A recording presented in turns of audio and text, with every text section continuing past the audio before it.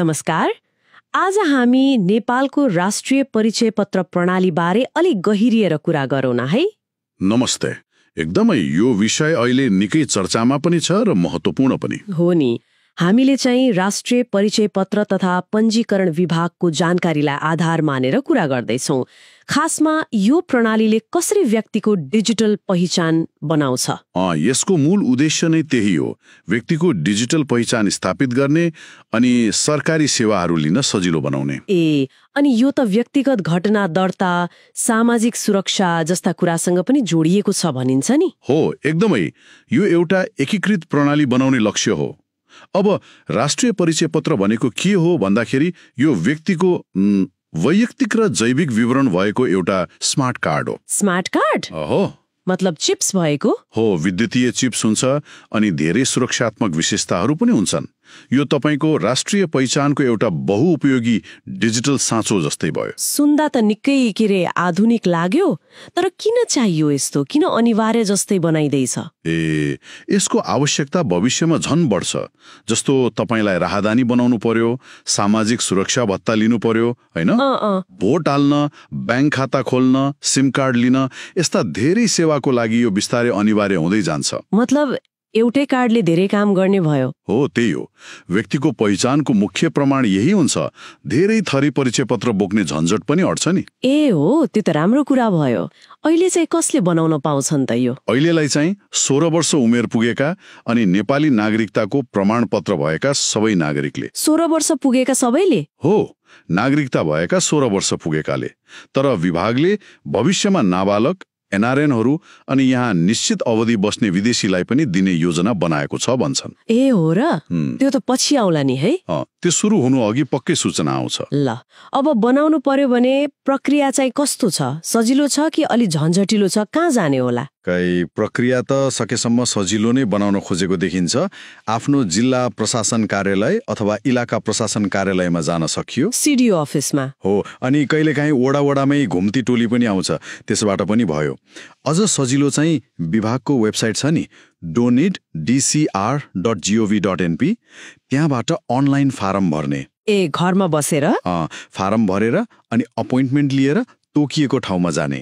त्यहाँ गएपछि त उनीहरूले कागजात रुजु गर्छन् अनि कम्प्युटरमा विवरण भर्छन्, फोटो खिच्छन्, औँठा छाप लिन्छन्। त्यसो भए जाँदाखेरि के कागजात लिएर जानुपर्छ त? त्यो महत्त्वपूर्ण होला नि? एकदमै महत्त्वपूर्ण। मुख्यतः सक्कल नागरिकता नै हो, त्यो त अनिवार्य भइहाल्यो। ओरिजिनल नै चाहियो? हो, ओरिजिनल। अनि नागरिकताको ठेगाना र अहिले बसेको ठाउँ फरक छ भने बसाइसराई। विवाहित महिलाको हकमा श्रीमानको नाम, थर नागरिकतामा छैन भने विवाह दर्ता वा नाता प्रमाणित।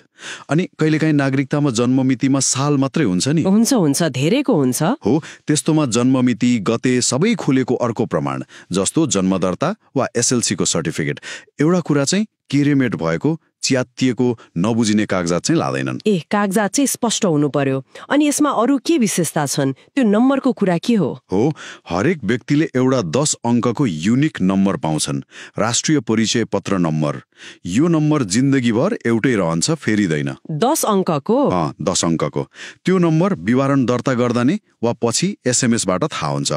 अनि अर्को कुरा, फोटो खिच्दा कस्मेटिक मेकअप, टोपी, बुर्का लगाउन पाइँदैन। हो र? किन नि? त्यो अन्तर्राष्ट्रिय मापदण्ड अनुसार हो रे। अनुहार स्पष्ट चिनिनु पर्यो नि त। ठिकै हो।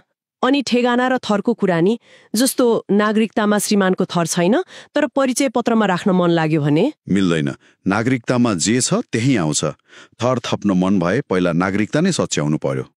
पहिला नागरिकता सच्याउने अनि बल्ल परिचय पत्रमा आउने भयो। हो, अनि स्थायी ठेगाना फरक पार्नु परे बसाइसराई वा बसोबास खोल्ने कागजात चाहिन्छ, तर गाउँपालिका, नगरपालिका फेरिएको हो भने चाहिँ पर्दैन। बुझ्यो। अब यति धेरै व्यक्तिगत विवरण लिँदा सुरक्षाको चिन्ता त हुन्छ नि मान्छेलाई।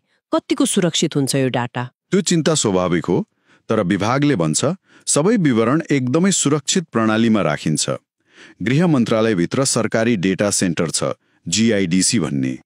GIDC? हो, त्यहाँ एकदमै सुरक्षित तरिकाले इन्क्रिप्ट गरेर राखिन्छ। कसले हेर्यो, कहिले हेर्यो, सबै रेकर्ड हुन्छ, पहुँच नियन्त्रित हुन्छ। ल, त्यो त राम्रो भयो।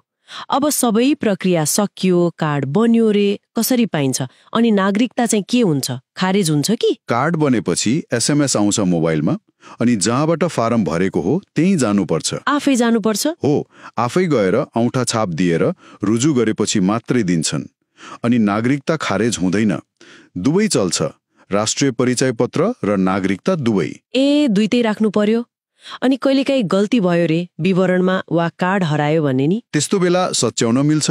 प्रमाणसहित निवेदन दिनु पर्यो जिप्रका वा ई-प्रकामा। हरायो वा नास्यो भने पनि त्यही निवेदन दिने। प्रतिलिपि बनाउन चाहिँ 500 रुपियाँ दस्तुर लाग्छ। नम्बर चाहिँ त्यही पुरानै हुन्छ? हो, नम्बर फेरिँदैन। तर कसैले जानी ढाँटेर गलत विवरण दिएर बनायो भने के हुन्छ? त्यो त अपराध भयो। त्यस्तो गरेमा त कारवाही हुन्छ। 2 देखि 5 वर्षसम्म कैद र 20 देखि 50,000 सम्म जरिवाना। ओहो, कडा रहेछ त। अनि त्यसरी लिएको परिचय पत्र रद्द पनि हुन्छ। अरू पनि अवस्थाहरू छन् रद्द हुने, जस्तो कानून विपरीत लिएमा, नेपाली नागरिक नरहेमा, अनि मृत्यु भएपछि पनि परिचय पत्र त रहँदैन, तर विवरण चाहिँ अभिलेखमा रहन्छ। हस्, यो जानकारीले त धेरै कुरा प्रष्ट भयो। यो राष्ट्रिय परिचय पत्र भनेको व्यक्तिको डिजिटल पहिचान बनाउने र सरकारी सेवालाई अलि आधुनिक, छिटो र सुरक्षित बनाउने ठूलै कदम रहेछ नेपालको लागि। हो नि, पक्कै पनि। अब सोच्नुपर्ने कुरा के छ भने भविष्यमा यसले नागरिकको जीवनलाई कति सहज बनाउँछ, सरकारी सेवामा पहुँच कति बढ्छ। अनि यसले सबै नागरिकलाई, मतलब दूरदराजकालाई पनि सेवामा समान पहुँच दिन त्यो राष्ट्रिय समावेशीकरणमा कस्तो भूमिका खेल्ला त्यो हेर्न बाँकी छ, हैन त? हो, त्यो त अब आउने दिनहरूले नै देखाउनेछन्।